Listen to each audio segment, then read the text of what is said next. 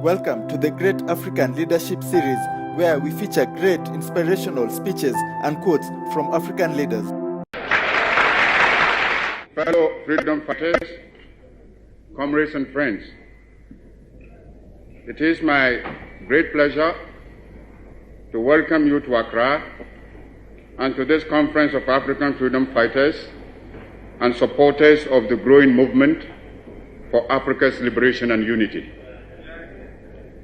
It is good for our cause to have a periodic meeting of this kind to examine our position in the great struggle to rid Africa completely and forever of imperialism and its handmaidens, colonialism and neocolonialism.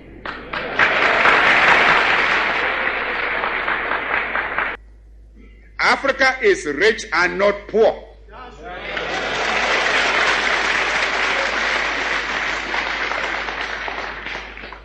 As the great wealth that has been taken out of our continent over 5 centuries of spoliation and extortion very well proves. Africa has immense actual and potential wealth: gold, diamond, copper, manganese, bauxite, iron ore, uranium, asbestos, chrome, cobalt, a host of other minerals.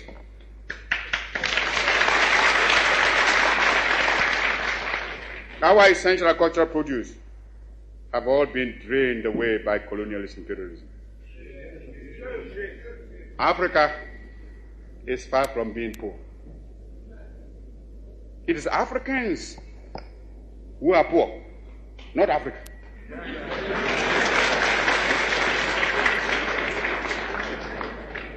And they are poor because of the uncounted profit that has been made out of the exploitation of their labor and their lands. If we are being baited to enter a European community, we must have something that community needs, and needs badly, when it pretends to offer a bonus by way of aid. When Greeks come bearing grapes, should we not look them well in the mouth, if I may mix my metaphor? But I'm sure you get my meaning. I raise this point so that it will stay in your minds when you may be tempted by the seductive promises of new colonialism to forget the real character of colonialist imperialism and be persuaded away from your own true interests and those of Africa. For today, we must each see ourselves as part of Africa in order that we may face colonialist imperialism and its new form, neocolonialism, on a continent-wide front. For unity must be the keynote of our actions.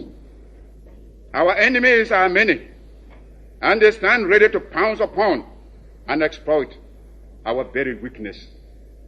They tell us that this particular person or that particular country has greater or more favorable potentialities than the other.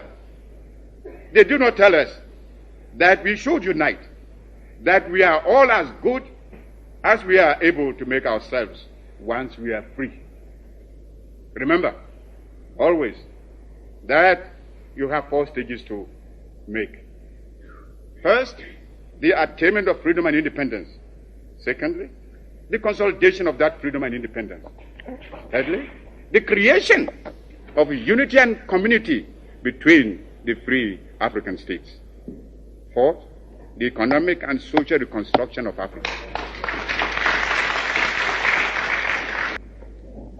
This requires some plain speaking. And for the sake of Africa, let us speak plainly.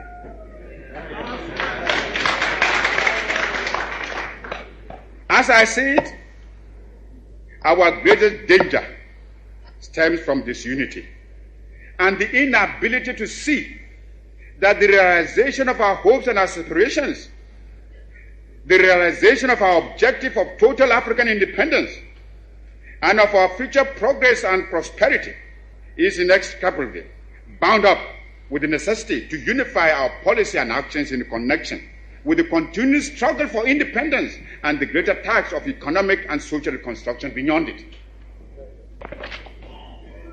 We must therefore face the issue of African unity now, for only unity will make the artificial boundaries and regional demarcations imposed by colonialism obsolete and superfluous.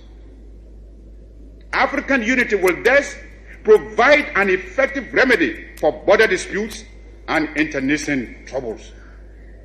In a united Africa, there could be no frontier claims between Ethiopia and Somalia, or between Zanzibar and Kenya, Guinea or Liberia, or between Ghana, Togoland, and the Ivory Coast.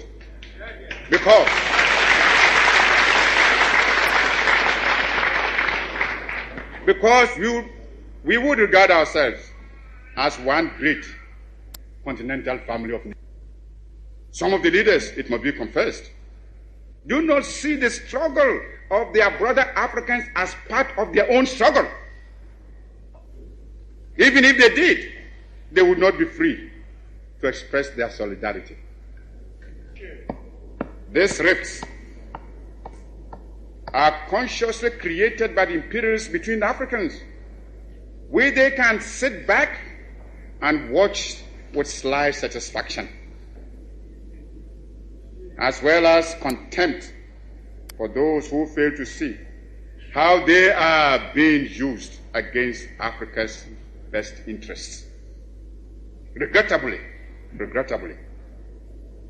those states include some who were among the freedom fighters of yesterday and who haven't won their independence, are willing to drop it for some token aid, and thereby deny to those still struggling for freedom even their moral support. Here is a phenomenon against which all African freedom fighters must be on their guard and resist to the utmost. Even though I appreciate the difficulties facing us, I must admit, I find it strange to watch some of us returning willingly to the colonialist fold. This time, they don't even have the excuse of being forced to subject themselves to foreign domination.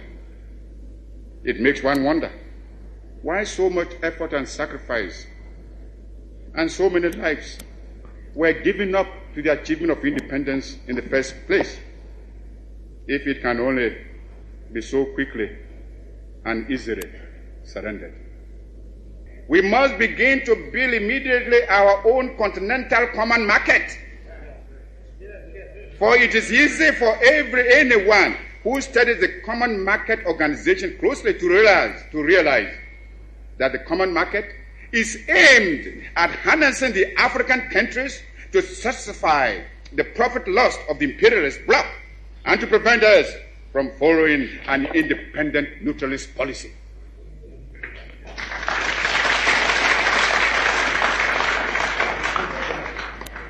It is easy to see that the imperialists and the colonialists are determined to retain the African countries in the position of suppliers of cheap raw materials. If we do not resist this threat, and if we throw in our lot with the common market, we shall doom the economy of Africa to a state of perpetual subjection to the economy of Western Europe. This will, of course, hinder the industrialization of our young African states. It is impossible to think of economic development and national independence without possessing an unfettered capacity for maintaining a strong industrial power. The activities of the common market are therefore fraught with dangerous political and economic consequences for the independent African states. The organization constitutes an attempt to replace the old system of colonial exploitation by a new system of collective colonialism, which will be stronger and more dangerous than the old evils we are striving to liquidate from our continent. This is another reason why we should come together in a unified African economic plan which, operating on a continental scale, can make a solid attack on the imperialist domination in Africa. We should, without delay, aim at the creation of a joint African military command. There is little wisdom in our present separate effort to build up and maintain defense forces, which, in any case, would be ineffective in a major world conflict. If we examine this problem realistically, we would ask, which single African state could protect itself against an imperialist aggressor?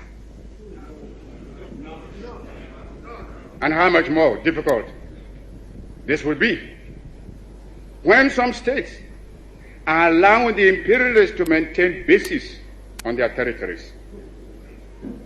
I have already referred to the military forces which South Africa is raising and the danger it poses for the new African states and the struggle of those still in chains. Only our unity can provide us with anything like adequate protection. Those problems can best be met within a unified Africa, and it should be possible in the higher reaches of our endeavor to devise a constitutional structure which will secure the objectives I have outlined, and yet preserve the sovereignty of each of the countries joining the Union. Countries within the Union will naturally maintain their own constitutions, continue to use their own national emblems and national anthems and other symbols and paraphernalia of sovereignty. Regional associations and territorial groupings can only be other forms of balkanization unless they are conceived within the framework of a continental union. There are existing models which we can modify or adapt to our pattern. The United States of America, the Soviet Union, India and China have proved the efficacy of unions embracing large stretches of land and population.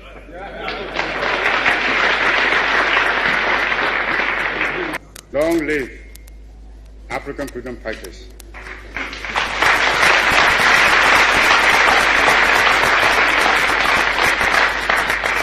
Long live African independence.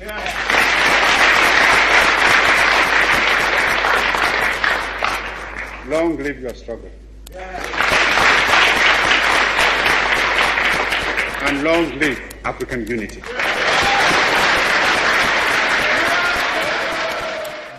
And share this video with friends and family to support the channel.